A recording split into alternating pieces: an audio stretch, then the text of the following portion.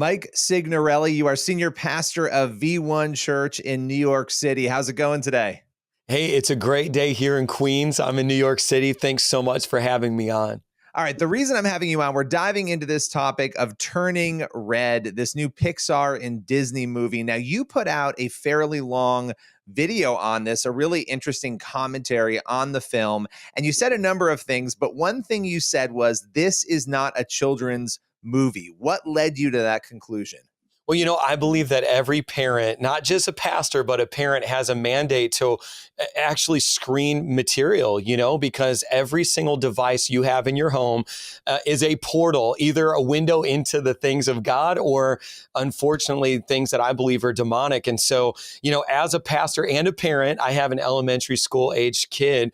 I was like, this is a Pixar film. It's obviously going to be watched by millions and millions of people. I want to know what I'm exposing my kid to. And within the first 8 minutes, I was absolutely appalled.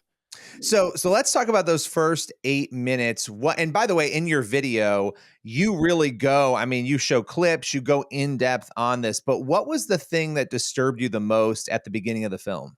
Yeah, well, full disclosure, the video's already been banned on YouTube in all countries, which was kind of to be expected. I took a risk and just felt like I had a responsibility to share the theological perspective on this. It's still up on Facebook for the time being. We'll see how long that lasts. But, really it's giving like an Eastern perspective.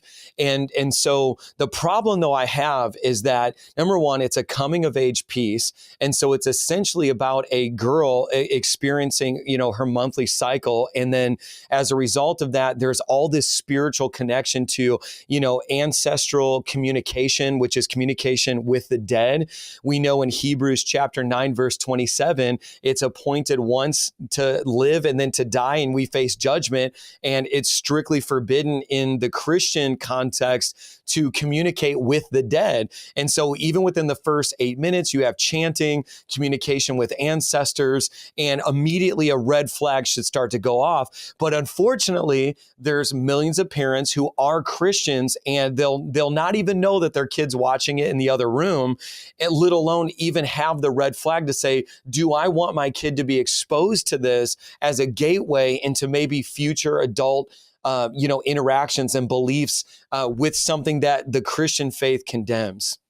Yeah, and it's interesting because I know I've seen some people react and say, okay, well, a lot of Disney movies, a lot of, animated movies have these elevated themes, have, elements of maybe not the occult, but I guess magic or make believe. What do you think sort of makes this film maybe different from some of the other ones out there? Yeah, well, here, what I didn't want to do is become a viral meme of the Christian that's trying to cancel Disney, that overly emotional, radicalized Christian that all of your friends and coworkers can't stand. And I even said in my video, I'm probably going to get a lot of hate for this. I have already, but there's many more who are thanking me saying, my discernment needs to increase. And that was really my hope and prayer. But here's the thing, there's definitely a tipping point, and there is a moment where you're like, they've gone too far. Now, if you extract the spiritual aspect of this movie, just on the basis of the content of being about, menstruation and this coming of age, it's not appropriate for children on that. I'm secularly educated. I have an English degree. I taught journalism and English. I can look at things from a secular perspective. Just on that basis alone, it's not appropriate for children. But again, now when you go past the 8-minute mark into the 15-minute mark, there's this whole nightmare sequence.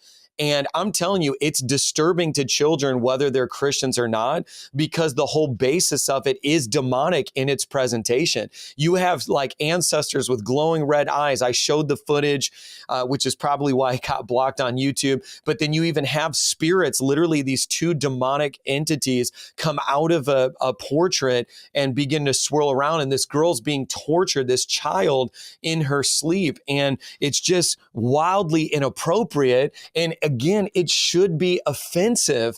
But I think what happens is we're so desensitized that over time, things that used to be offensive to Christians, unfortunately, I think that we've become accepting of them and we ignore it. And that's really why I felt a burden to put the word out about this movie.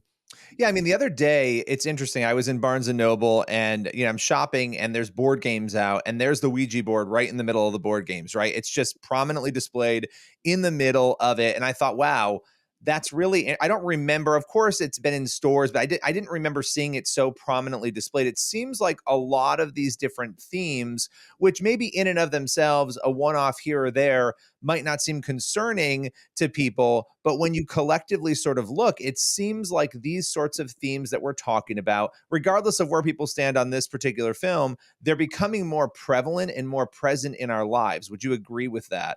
Absolutely. I think you just nailed it because I have a 15-year-old daughter. And as a 15-year-old, she's a teenager just interacting with the world. The other day, she said, Dad, why is it okay to be everything except for a Bible believing Christian right now?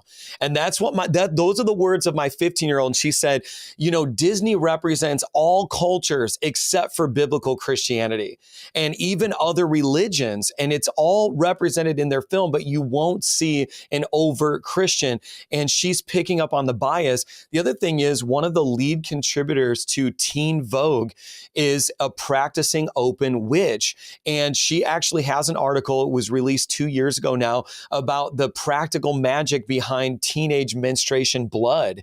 And so you see these themes and the connection to the occult, to witchcraft. And again, my daughter can read Teen Vogue magazine. She's not going to read scripture, but she can have an entire article about witchcraft connected to menstruation. And I'm not saying this for shock value. It's just me simply telling parents, this is what your kids are being exposed to, whether you realize it or not. And when you look at Exodus chapter 22, verse 18, Leviticus chapter 20, verse 6, you have a very strict ban and prohibition on sorcery, witchcraft, and God did not change. Like the new covenant did not eliminate, that restriction, that banning of operating and being exposed to these things. And when I think about the nation of Israel, ancient Israel had bordering countries and nations that were involved in witchcraft and sorcery. And God was like, it's possible to be in relationship with them and not actually co-opt and begin to be involved in the practices that they're doing. And so, listen, we're not going to create our own little Christian bubble. It's possible to be in a relationship with people, but it's what the problem occurs is when there's this mixing. And right now you see that Christians are reading their Bible, but also reading horoscopes. You see Christians who are, believing God for deliverance and freedom from demons, but also going into and burning sage to cleanse their home. There's this intermingling that's happening. And I think this Pixar Disney situation is just another one of those gateway experiences. And to me, that should be so scary to those who don't know this is going on until they heard this talk right now. Well, and to your point, there have been a number of write-ups and in a number of outlets about the fact that Gen Z, obviously we know about the depression, we know about all those issues. There's also this thirst for the spiritual connection, though. We know as Christians that that's what God puts in us, right? To connect with something, with Him. And so people try to fill that void in all different ways. And one of the ways it's being filled, and again, people can Google this, they can look it up. There have been plenty of stories in outlets that are not necessarily Christian outlets. They are turning to tarot cards. They're turning to all of these other things. And one other point about what you were just saying, in the Old Testament, we obviously have the prohibitions. If you look to the New Testament and you go to Acts 16, one of the most fascinating stories that I had looked past so many times as I was reading was this slave woman who is following Paul around, driving him crazy. And she's a fortune teller. Her owners would use her, right, to tell people's fortunes. What does Paul do? He expels the demons. She loses the ability to tell fortunes. And so you again see that showing up. It clearly was not a gift that she had been given to be able to do that. And Paul took it away from her by expelling the demons. So we see it throughout both the old and the new. Let me ask you this. When you take all of the spiritual concerns away from the film, let's just push them to the side for a minute. There were a number of other moments in the film as well. You mentioned one of them. I believe I heard the word stripper at one point in the movie as well. What are some of those elements that parents should also, just from strictly a not being appropriate for kids perspective? Absolutely. Here's the thing. The whole premise is this coming of age, and we all know it's common for teenagers to rebel against parents. The problem with the plot of this movie is that there's even a line at the end that says, my panda, my body, my panda. And, because the whole thing is like, the what it means to become a woman is this red panda, this other persona, this fierce. And so this is the problem I had. There's this embracing of that side and saying like, hey, I like to gyrate and dance this way. I like to do these things that you think are bad, you think are wrong, but I'm going to embrace that and do it anyways. So there's just what it's literally teaching your kids is, hey, I lie to you, but that it's okay because that's who I am. I dance in this sexually overt way, but you're just going to have to be okay with it because that's who I am. And it's that secular humanistic worldview that says there is no wrong or right anymore. It's like, hey, mom, this is my truth. This is what's right for me. But if you are a Bible believing Christian, this should be screaming red flags like, turn this off. Stop brainwashing your kids with this. The Bible declares there is a right and there is a wrong, and Mike Signorelli's not the standard of it. God is, and his word is. And the whole movie, when you get to the climax at the end, which, by the way, the whole climax of this movie, the spoiler alert, is this massive ritual with this pentagram-esque circle that begins to illuminate, and these demon spirits in the form of a panda coming out of them and doing all this stuff. I mean, it goes from like, if you were like, I don't think this is demonic, like if you get to this scene, you're like, okay, there's no denying it. But then beyond that, there's this embracing of, hey, I did all these wrong things, but this is who I am. Mm. And, as a good parent, you just cannot co-sign that message. It's so dangerous. And I want to say one quick thing, it all culminates to this song, and there's this band that comes out, and it's just like, I was thinking about Daniel when, there was this idol worship, and it said that in Babylon, there would be a song that would play.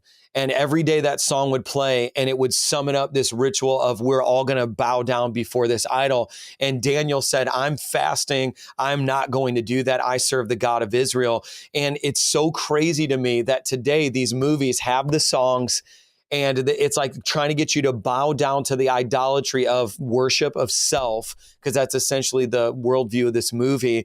And it's funny because so many parents are commenting on my post saying, my kid is watching this thing 2 to 5 times a day on repeat.